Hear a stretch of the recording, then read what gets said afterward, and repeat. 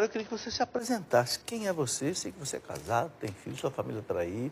Nós vamos gostar daqui a pouco. Então, conte para nós um pouco. Em primeiro lugar, boa noite, professor Felipe, boa noite aos nossos irmãos que nos assistem aí da TV Canção Nova. Sou casado, né? Como foi apresentado, meu nome é Fernando, sou casado com a Daniela há 16 anos, tenho 2 filhos, o Mateus, o Rafael. Tenho um trabalho na igreja, trabalho em aulas, né? Já há bastante tempo, praticamente 14 anos a gente está envolvido com isso. Moro lá em São José dos Campos, frequento a paróquia Espírito Santo, onde a gente desenvolve esse trabalho.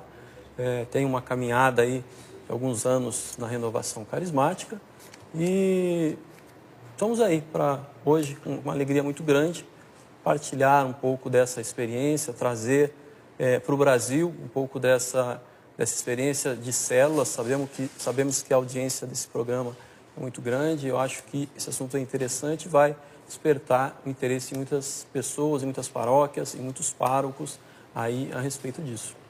Agora, Fernando, o mais interessante para mim é que você é uma pessoa leiga, trabalha lá na Embraer, não é isso? Trabalho na Embraer. Onde trabalha um genro meu também, o Rafael. Um abraço aí para o Rafael.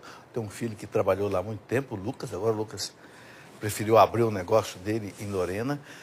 O que eu acho muito bonito é isso, né? É alguém que está no mundo, né, do trabalho, mundo leigo, mas tem um papel decisivo. O Fernando aqui, ele com a sua esposa, né, a Daniela, que está aí com as crianças, né, são consultores da Agência Católicos em Célula. Eles realizam um trabalho de coordenação, de supervisão nesse trabalho que é muito grande.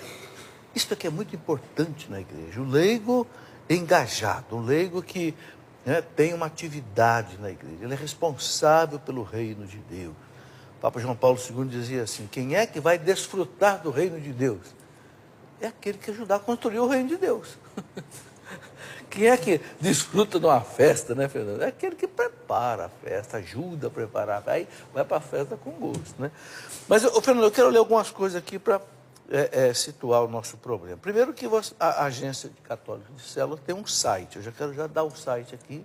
Quem quiser ter mais informações, depois tem uma revista também aqui que nós vamos mostrar com calma. O site é www.catolicosemcelulas.com.br. Anote aí, fácil de guardar. Catolicosemcelulas, no plural, .com.br. Aí você vai poder ver muita coisa. Bem, o Fernando e a sua esposa Daniela, né, que está aqui conosco no auditório, são consultores, como já falei, da Agência Católica de Célula, que é uma associação criada em 2007, em conjunto com a comunidade Fanuel de Santo André, em São Paulo, exatamente para estruturar o trabalho de células no Brasil. Fernando, explica isso. Como começou essa associação criada em 2007? Bom, primeiro, pegando o gancho, já que o senhor falou da Embraer, deixa eu mandar um abraço para o pessoal que trabalha comigo lá, que está nos assistindo. Pediu lá, manda um oi lá. Você faz o que na Embraer? Porque a Embraer tem quantos funcionários em São José dos Campos? Eu acho que em São José dos Campos, a gente está hoje, contando os sites, nós temos 3 sites ali, né? Faria Lima, Eugênio de Mello e Elebe, algo em torno de 15 mil funcionários. 15 mil funcionários? E eu trabalho... É quase igual a população de muitas cidades do Brasil. Cidades, né? Contando terceiros que passam por ali, a gente tem uma população... Eu passei por Eugênio de Mello ali, eu vi uma quantidade de ônibus. Eu pensei que fosse uma fábrica de ônibus, não era. Eram os ônibus que iam pegar os funcionários da Embraer para levar para casa. Exatamente. Então, ali eu trabalho na área de suprimentos. Toda a minha carreira profissional foi direcionada nessa parte de suprimentos, compras, né? Contratos com fornecedores. E é uma área gigantesca, né? Porque vocês é uma montadora de aviões, né? Vocês compram muito. Eu me lembro que o Lucas meu viajava muito para os Estados Unidos, para Westinghouse, para GE, comprar ar-condicionados, turbinas, etc. Exatamente. A gente de suprimentos praticamente toda no hemisfério norte, né? Estados Unidos principalmente e Europa, né? Então, a gente tem a grande maioria dos nossos fornecedores são fornecedores internacionais, são fornecedores de fora. Fernando, e dá tempo de mexer com células de evangelização? Tem que dar, né, professor? Tem que dar, tem que conciliar, né, o equilíbrio aí, né, entre a vida profissional, que exige uma dedicação, e dá mesmo, a vida familiar, né, que às vezes As crianças cobram também, querem, né, atenção, tem todo o direito, né, e tem também a vida espiritual, que é tão importante quanto. Então, a gente tem que buscar esse equilíbrio, né, e trabalhar e atender todas essas áreas da nossa vida. Mas dá para trabalhar sim, dá para trabalhar bastante. Fernando, então, vamos dar partida. O que é uma célula de evangelização? Depois nós vamos desdobrar a parte mais burocrática, onde é que começou o reconhecimento pontifício. Mas o que é uma célula de evangelização? Então, uma célula de evangelização, muitas pessoas dizem assim, é um pequeno grupo que se reúne nas casas. Eu diria que essa é uma definição bastante genérica e bastante limitada. Até... Eu gosto muito de uma definição que nos foi dada por um bispo lá de Castanhal, no Pará, Dom Carlo Verzeletti, que esteve participando de um dos congressos nossos, onde ele disse assim, que a célula é uma nova forma de ser igreja. Eu acho que é bem isso mesmo. Realmente é um pequeno grupo que se reúne nas casas semanalmente para orar, para ler o evangelho, para partilhar, mas é muito mais do que isso. É ser igreja, né? Em toda a sua amplitude, em tudo aquilo que consiste ser uma igreja, né? Partilhar da vida, partilhar não só dos bens materiais, mas do seu tempo, das preocupações, das alegrias. Então, a célula acaba tornando-se uma extensão da sua família, uma extensão da sua casa, né? Então, é um grupo, sim, se reúne nas casas, não se reúne na igreja. Isso é uma coisa diferente também, porque hoje é muito difícil você abrir a porta da sua casa para alguém. Hoje nós vivemos num mundo que ele é individualista. Eu tenho medo, eu tenho receio, eu não quero receber pessoas na minha casa. Então a célula é um convite para você abrir a porta da sua casa, para que as pessoas venham, né, sentem, orem juntos, partilhem, falem dos seus problemas, falem das suas alegrias. E isso é ser igreja. A célula, ela tem uma fundamentação bíblica, que é muito importante, que está lá em Atos dos Apóstolos, capítulo 2, versículos de 43 a 47. Na tradução da Ave Maria, ela diz assim, a virtude dos primeiros cristãos. E lá a gente vê que, conforme a narrativa dos Atos dos Apóstolos, diz assim, eles tinham tudo em comum, né? Partilhavam de todas as coisas, sentavam-se à mesa, partilhavam da refeição e se reuniam no templo e nas casas. Então a célula é exatamente isso, nós nos reunimos no templo, na nossa celebração maior, na celebração eucarística, mas não ficamos só nessa celebração eucarística, nós também nos reunimos na casa para celebrar também em família, uma celebração menor, mais íntima. Então é algo como que voltar ao início do cristianismo. As células é esse retorno a essa essência do cristianismo lá dos primeiros cristãos. Ô Fernando, quantas pessoas tem numa célula? Tem um máximo? Tem sim. 12 pessoas. E essas pessoas são solteiras, casadas, jovens? Podem ser em todos os estados de vida. Na Paróquia Espírito Santo, nós temos as células por redes ou por estados de vida. Então, nós temos células de casais. Então, aí nesse caso, são 6 casais, no máximo, né, 12 pessoas. Temos células de jovens. Temos células juvenis, que são aqueles jovens, né, adolescentes ainda, numa idade entre 13 e 18 anos. Temos células de mulheres, temos células mistas, que são casados e solteiros, né? Temos células de crianças, aqueles que estão aí em idade de catequese, 8, 9, 10 anos. Então, a gente tem todos esses estados de vida organizados em uma célula. Então, a célula, são grupos homogêneos, né? E talvez você possa me perguntar, mas por quê? Porque essa homogeneidade do grupo facilita a partilha, facilita essa identificação.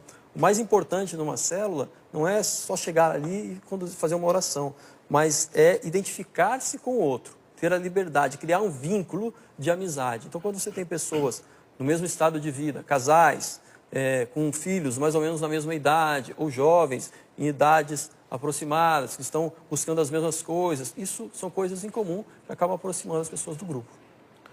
As células se reúnem assim uma vez por semana? Como é que é? As células se reúnem... Quais são as atividades de uma célula? A principal atividade da célula é a reunião semanal, que que acontece nas casas, com uma duração aí de 1 hora e meia no máximo, né? E durante essa uma hora e meia, cada célula tem um líder. O líder é responsável por conduzir esse encontro. E ali ele segue um roteiro, onde ele tem um momento de oração, tem um momento de adoração, de exaltação, tem um momento onde é colocada a palavra, né? Todas as células naquela semana meditam a mesma palavra. A mesma um roteiro. meditação? Então há um script para ser seguido. Há um script sobre o qual a gente é muito rígido que seja seguido, que seja obedecido. Então, hoje, o nosso pároco, o padre Luiz Fernando, ou o nosso secretário de células lá, o Cristóvão, ele prepara um roteiro. Nesse roteiro tem uma palavra, um trecho do Evangelho. Isso é preparado, né, para cada semana? Para cada semana. E todas as células seguem? Todas as células recebem isso, né, uma semana antes, para que ele possa preparar. Então, o líder, ele recebe ou pelo e-mail, ou ele retira lá na secretaria, ou ele pega no site da paróquia esse roteiro, ele vai ler a palavra, e junto com essa palavra vai ter uma meditação. Então, explicando, né, o contexto daquela palavra. E todas as células, então, meditam em cima daquela palavra com aquele direcionamento naquela semana. E essa sequência de estudos, de meditação, tem uma sequência assim doutrinária, tal, ou segue, por exemplo, a liturgia do ano? Como é que é? Não, é óbvio que a liturgia ela acaba influenciando, né? Um tempo pascal, um tempo quaresmal, tem temas mais voltados para a misericórdia, para a conversão, né? Um tempo pascal mais voltado para esse tempo um tempo de Natal, né? De advento, voltado para essa espera, mas ela não segue a liturgia da igreja, ou ela não tem temas... Entendi, né? Não é algo assim, trabalho litúrgico, engessado, né? não. Ela vai muito mais do sentimento do próprio pároco em entender a necessidade da sua paróquia, da sua comunidade e abordar aqueles temas. Então, levar a comunidade a meditar sobre aqueles temas. Então, não é algo assim tão... Como é que então que nasceu tudo isso, Fernando, desde lá das origens? Onde é que começou esse trabalho? Então, os primeiros registros, né, que nós temos de célula no mundo são lá de Milão, na paróquia de Santo Eustórgio, né? Na Itália. Na arquidiocese de Milão, na Itália, paróquia de Santo Eustórgio, cujo pároco é ainda Dom Pidi Perini. O Pidi começou as primeiras células em Milão em 1984. E ali ele foi crescendo, foi se organizando e o trabalho foi se expandindo. Dali nós tivemos experiências de células nos Estados Unidos, no Canadá, na França, aqui na América do Sul, na Colômbia. Mas no Brasil, esse trabalho, os registros que nós temos, os primeiros relatos, são da Paróquia Espírito Santo, da nossa paróquia, iniciados pelo Padre Luiz Fernando.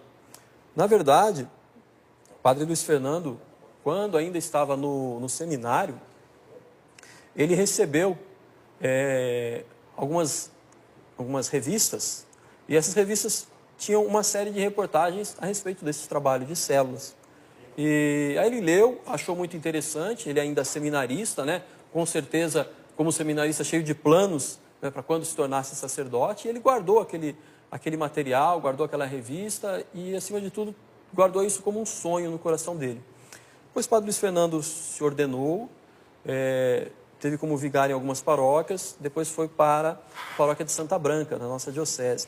Ali ele tentou começar o trabalho baseado apenas naquilo que ele tinha lido na revista. Montou algumas células, deu alguns passos e tal, mas a coisa não deslanchou, né? Não foi para frente. Acho que ainda ali, talvez não fosse o momento, ele também era um sacerdote novo ainda, né? E uma paróquia, então aquilo começou, mas até que durou um tempo, as células aconteceram, mas não foi muito para frente. Depois disso, o Padre Luiz Fernando foi transferido para a Paróquia Espírito Santo no ano de 2001, final de 2001 para 2002, né? Ele começou lá em janeiro de 2002. E ali, o Espírito Santo suscitou nele novamente esse sonho das células, né? O Padre Luiz Fernando até conta que nosso bispo, na época, Dom Nelson, falou para ele, né? Agora, nessa paróquia, talvez seja o momento de você retomar esse sonho das células. E eu acho que quando a palavra vem de um bispo, né, ela tem um peso, né? Então, ele repensou, começou a sonhar novamente, e no ano de 2004, ele lançou esse desafio para a paróquia, né? Que chamava um plano de evangelização, que era paróquia articulada em células de evangelização. A sigla era PASSE. Então, ele apresentou para o CPP, dizendo que ali ele ia lançar um plano de evangelização baseado em pequenos grupos. Então, a partir de 2004, começam as primeiras células. Começou com uma célula, conduzida pelo padre Luiz Fernando, depois ela foi multiplicando, foi aumentando, né? Porque uma característica fundamental de uma célula, e é exatamente por isso que ela chama célula, que ela nasce, cresce, amadurece e se multiplica. Então, ela começou com uma célula, depois ela se multiplicou, as pessoas foram formadas, entenderam a ideia, né? Estávamos lá. Essa célula se multiplicou e aí foi acontecendo o processo de multiplicação. Hoje, nós temos em torno de 350 células na nossa paróquia.